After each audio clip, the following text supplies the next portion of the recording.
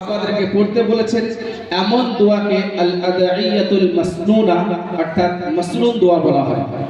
তো আমরা হাদিস থেকে এই সমস্ত দোয়া নির্বাচন করে বাচ্চাদেরকে সিলেবাস আকারে দিয়েছি, তারা কিতাব থেকে শিক্ষা লাভ করে।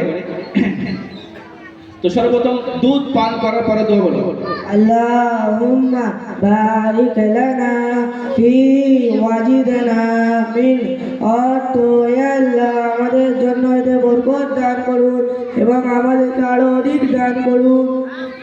জাযাকাল্লাহু খাইরান ওয়া সালাম। জাযা পানি পান করার পরে দোয়া, আলহামদুলিল্লাহিল্লাযী সাকানা আযবান ফুরাতাম বিরহমাতিহি ওয়া লাম ইয়াজআলু মিলহাম মুজাজাম বিজুনুবিনা।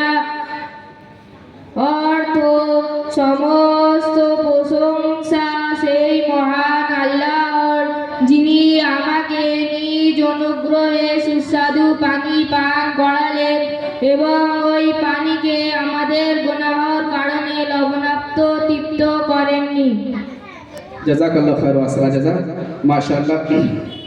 ওযুর পূর্বের দোয়া, বিসমিল্লাহ। অর্থ আমি আল্লাহর নাম নিয়ে ওযু শুরু করছি। ওযুর মাঝের দোয়া, আল্লাহুম্মা গফিরলি যামবি ওয়াসি'লি ফি দারি ওয়া বারিকলি ফি রিজকি। অর্থ হে আল্লাহ আমাদের জন্য এতে বরকত দান করুন। জাযাকাল্লাহু খাইরান ওয়া সালাম। জাযা আচ্ছা, এরপরে ওযুর পরের দোয়া, শেষের দোয়া, আশহাদু আল্লা ইলাহা ইল্লাল্লাহু ওয়াহদাহু লা শারীকা লাহু ওয়া আশহাদু আন্না মুহাম্মাদান আবদুহু ওয়া রাসূলুহু। আল্লাহুম্মা জাআলনি মিনাত তাওয়াবিনা ওয়া জাআলনি মিনাল মুতাতাহহিরিন। অর্থ আমি সাক্ষ্য দিচ্ছি যে আল্লাহ ছাড়া কোনো উপাস্য নেই, তিনি একক, তার কোনো অংশীদার নেই, এবং আমি আরো সাক্ষ্য দিচ্ছি যে হযরত মুহাম্মদ সাল্লাল্লাহু আলাইহি ওয়াসাল্লাম তার বান্দা ও রাসূল। মাশাআল্লাহ। হে আল্লাহ আমাকে তওবাকারীদের এবং পরিষ্কার পরিচ্ছন্ন লোকেদের অন্তর্ভুক্ত করে দিন। জাযাকাল্লাহু খাইরান ওয়া সালাম। জাযা এরপরে পেশাব পায়খানা যাওয়ার সুন্নত, মানে বাইতুল খানার সুন্নত সমূহ। নাম্বার 1 মাথা ঢেকে যাওয়া। নাম্বার 2 জুতা স্যান্ডেল পরে যাওয়া। নাম্বার 3 দোয়া পড়ে যাওয়া। নাম্বার 4 প্রথমে বাম পা ভিতরে রাখা। নাম্বার 5 কিবলার দিকে মুখ অথবা পিঠ করে না বসা। নাম্বার 6 একেবারে কথা না বলা। নাম্বার 7 দাঁড়িয়ে পেশাব না করা। নাম্বার 8 বাম হাত দ্বারা ইস্তেঞ্জা করা। নাম্বার 9 ইস্তেঞ্জা করার পর মাটি কিংবা সাবান দিয়ে ভালোভাবে হাত ধৌত করা। নাম্বার 10 ডান পা দিয়ে বাইরে আসা। নাম্বার 11 বাইরে আসার পর দোয়া পড়া। মাশাআল্লাহ, জাযাকাল্লাহু খাইরান ওয়া সালাম। জাযা দেখুন, আমরা প্রতিনিয়ত বাথরুমে যাই, এটা আমাদের প্রয়োজন, কিন্তু একটা হাদিসের মধ্যে এসেছে যে বাথরুম এমন একটা জায়গা যেখানে কিছু দুষ্টু জেদ থাকে যে মানুষকে বিভিন্নভাবে প্রতারণা দেয়।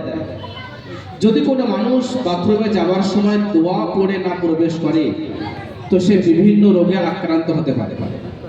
এই জন্য নবী করিম সাল্লাল্লাহু আলাইহি ওয়াসাল্লাম শিখিয়েছেন যে বাথরুমে যাওয়ার সময়ও তুমি দোয়া পড়ে যাও, যাতে তুমি কোনো শয়তানের চক্রান্তে না পড়ে যাও এবং কোনোভাবে প্রতারণার শিকার তুমি না হও এবং আল্লাহর পক্ষ থেকে সম্পূর্ণভাবে সংরক্ষিত থাকো। কত বড় একটা বিষয় যে নবী করিম সাল্লাল্লাহু আলাইহি ওয়াসাল্লামের উম্মতের জন্য তিনি কত ভাবনায় ভেবেছেন যে আমার উম্মত একটা ছোট থেকে ছোট জিনিস, তারা কোন জায়গায় পেরেশানির সম্মুখীন হতে পারে, তারা কোন জায়গায় সমস্যার সম্মুখীন হতে পারে, সেই বিষয়গুলো জনাব মুহাম্মদ রাসূলুল্লাহ সাল্লাল্লাহু আলাইহি ওয়াসাল্লাম স্মরণ রেখেছেন এবং তার জন্য আমাদের গাইড করেছেন যে তোমাদের কেমনভাবে চলতে হবে। তিনি কতই দয়াশীল ছিলেন, কতই দয়াবান ছিলেন যে উম্মতের জন্য প্রত্যেকটা বিষয় পুঙ্খানুপুঙ্খানুভাবে তিনি ভেবেছেন এবং দিনিয়াত মুনাজ্জাম বক্তব্য আমাদের বাচ্চাদেরকে এই সমস্ত বিষয়গুলো শিক্ষা দিচ্ছে যাতে আমাদের বাচ্চারা কোনো সমস্যার মধ্যে না পড়ে। এরপরে আছে তৃতীয় বিষয়ে আমাদের বাচ্চাদের আকায়েদ শিক্ষা দেওয়া হয়। আকায়েদ মানে মানুষ যে সকল দিনই কাজ করে এই সমস্ত কাজের মধ্যে কি বিশ্বাস রাখবে, তার বিশ্বাসটা কিসে বলা হবে, এগুলোকে আকায়েদ বলা হয়। বর্তমান সমাজ মধ্যে যুব সমাজ দেখা যাচ্ছে যে ইসলামী আকীদাকে বা ইসলামী বিষয়কে সম্পূর্ণরূপে সোশ্যাল মিডিয়া থেকে শেখার চেষ্টা করছে।